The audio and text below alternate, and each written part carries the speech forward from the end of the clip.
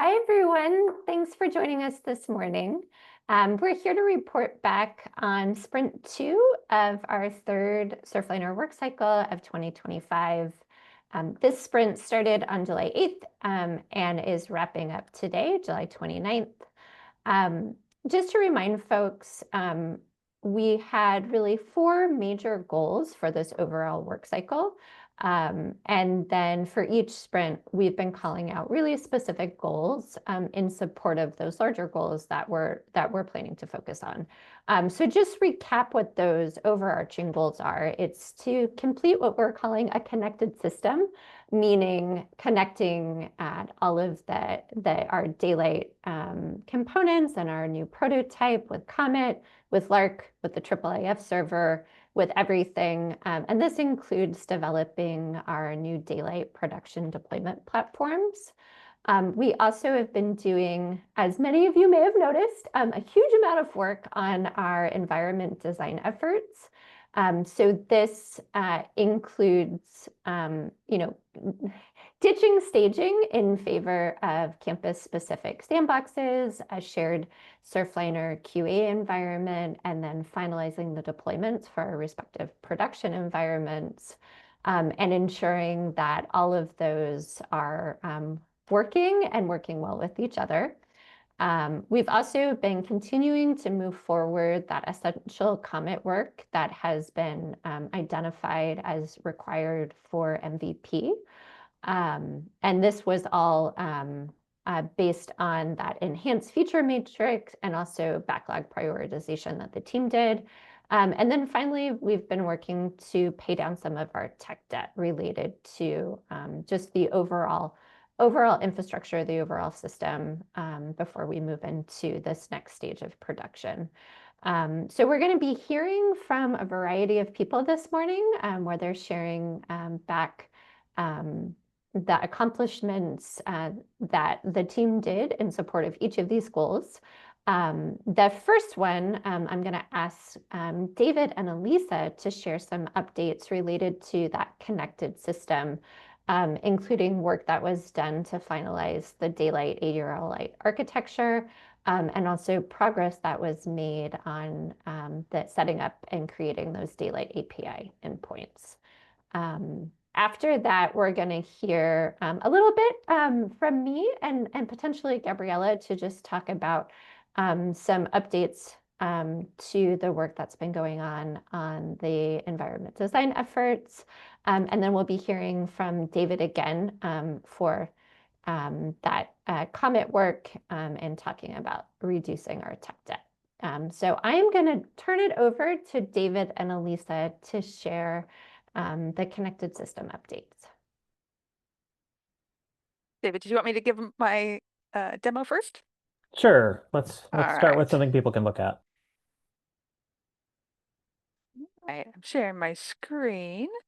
So this is our ADRL Lite demo page that I'm currently working on with the Daylight team. What we've got is just some more building out of fundamental needs for functionality. One of the fun things that we were able to complete this sprint is basically a process for custom campus components. So down here at the bottom, we now have an example of a UCSB custom footer component. We've also been able to hook up several of our components to our API. So that looks like essentially this. And so in our object page, we have a metadata component that is now pulling data directly from our API. We also, if I go back, all of these areas are working. We've got our applied results applied parameter. So this works and is, again, pulling the data that's being in, from the API that's enriching this page. Down here at the very, very bottom, we also have our complex pager that is also functioning and gives us over a better way for users to get to, say, the end of the search. And if they had, thousands and thousands of search results, The other piece too is we filled out some of our uh, sort of marketing pages, our informational pages. There's flat pages. And again, so Daylight did, I think, a really great job behind the scenes. Chris Lopez called out some really great work on the components and how they interact with the API. And David Trujillo has really dove into some IIIF exploration for our components. And I'm excited to continue all those things in this next sprint. Yeah, so on the back end, as you can see, we have a functioning keyword search API, and we can return object results, which I think is pretty cool. I just want to note, Elisa, it's a small thing, and probably everybody in the UX world expects it now, but I appreciate that when you make those searches, the URL actually changes, and you could actually bookmark those searches. That's not it's not completely trivial when you're not doing a full page load with every search request. So I think that's a really nice convenience feature for users. But yeah, so those we have the APIs for searches. There's a couple of pieces we need to fill in. You might have noticed there were no facets on the left-hand side to refine your search. Right now we only have the keyword search, but we're hoping to add those in the next sprint.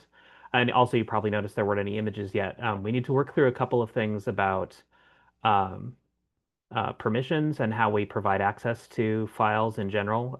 But we're getting pretty close on those, and we hope to have those in the sprint along with the work that David Trujillo's been doing on the IIIF viewer. We now do have IIIF manifests that you can get to via the API. They just won't quite show you any images because of those permissions issues, but those are on deck for us to work on this sprint. And we also settled on, we'd been doing some experiments, but we pretty much settled on what our backend architecture is going to be for ADRL Lite. You may or may not know if you look at the old ADRL or if you look at a lot of Hyrax Samvera institutional repositories and things, they all use Blacklight, like we do use Geo Blacklight in Shoreline.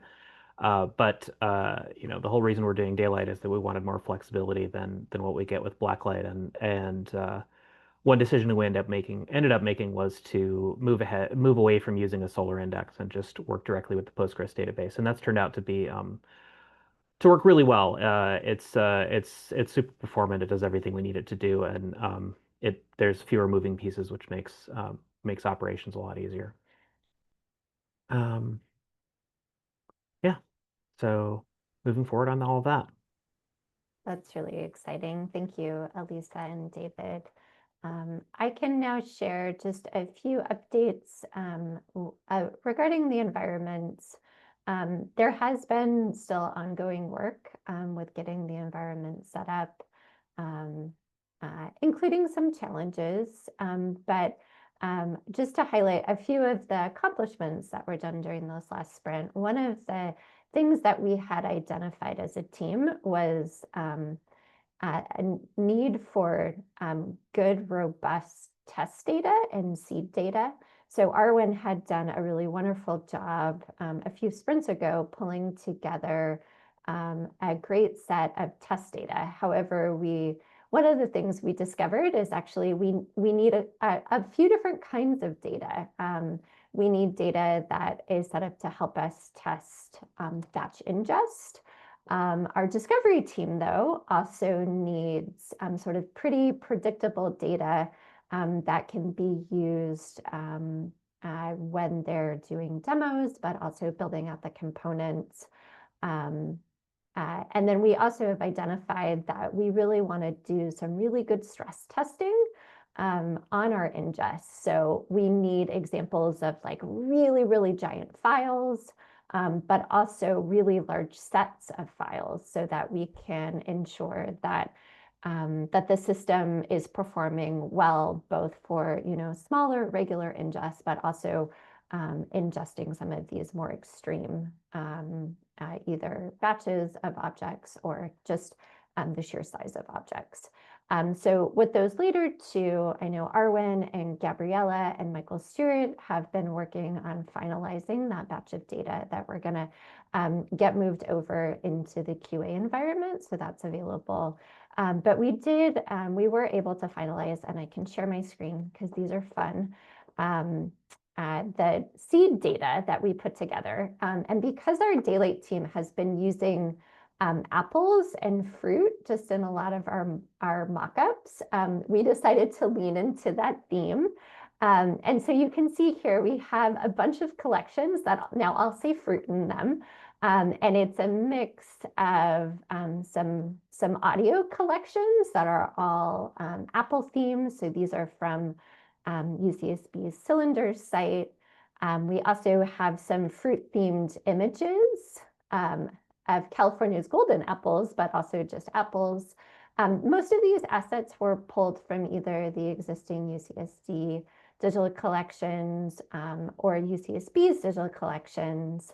But there were also a few cases where I went just because I was really sticking to the theme to some other sites as well. So here we have some nice text objects. And then finally, we have our fruit crate labels.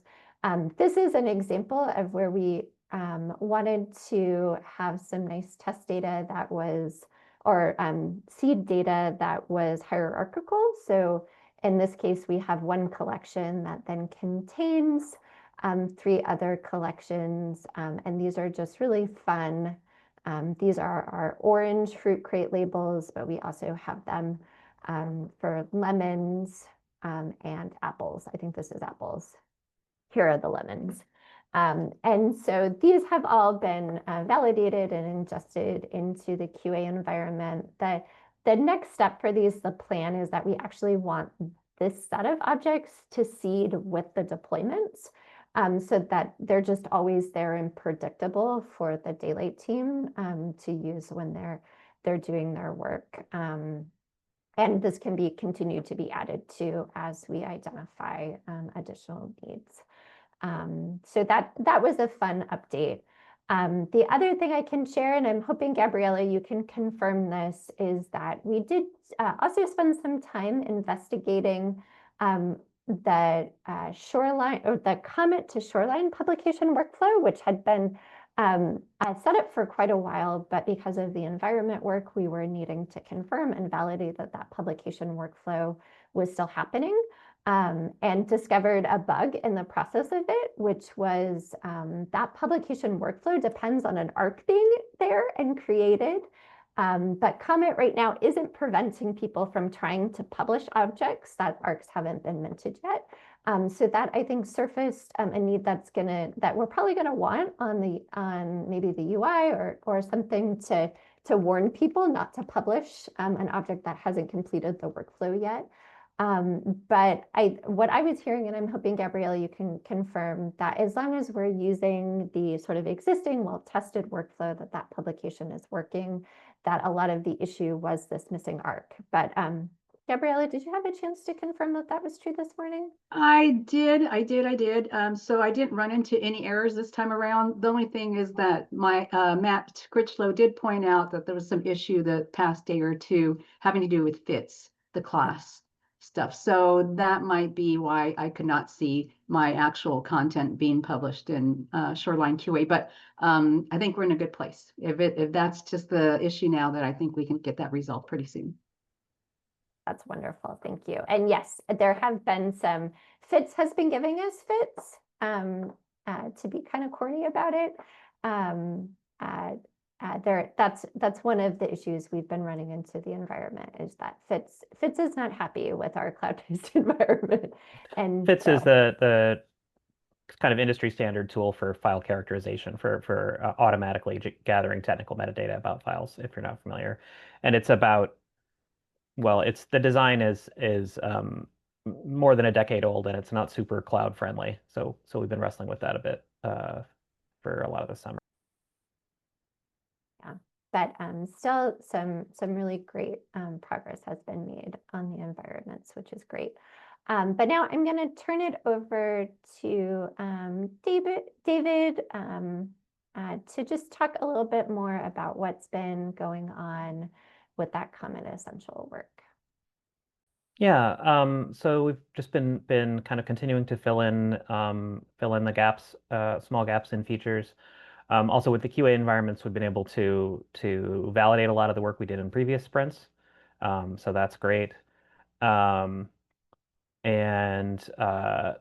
we had some good discussions about backups and disaster recovery and maintenance modes and those kinds of things, which is all part of like getting us moving toward production. So we're gonna get that get those requirements a little more pinned down and see what we need to implement for that in the next sprint. But we're running out of missing features, so that's pretty awesome. I guess I could just segue directly into talking about tech debt as well. So yeah, so we've been continuing to try to pay down our technical debt. We've got ADRL Lite deploying to a review environment, and we're going to work on standing up a stable QA environment for that in this next sprint. And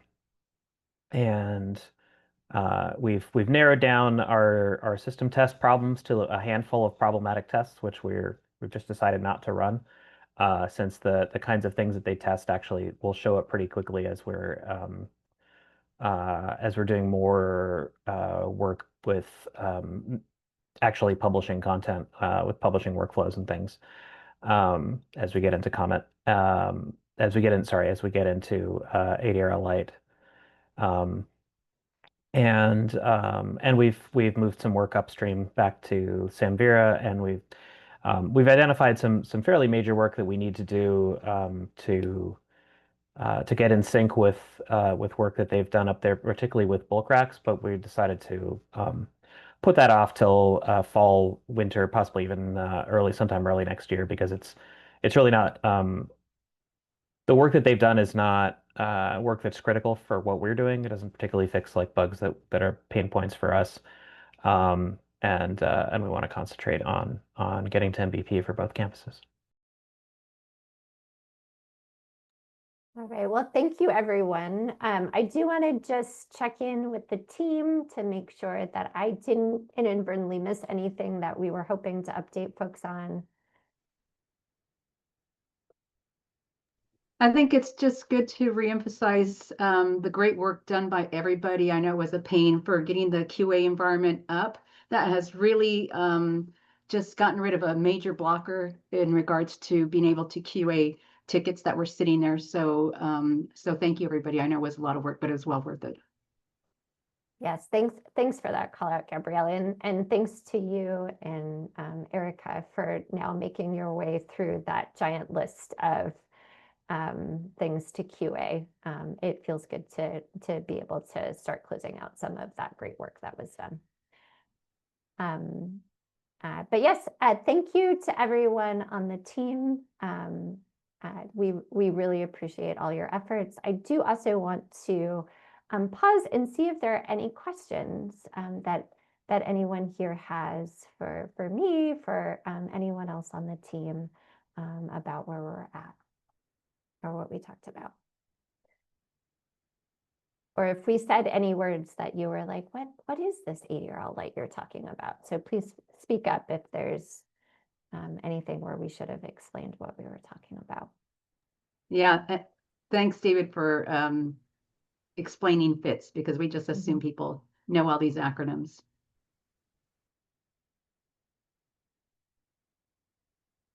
All right. Well, thank you again, everyone. Gabriella, do you want to stop the recording? It's nice to see you all.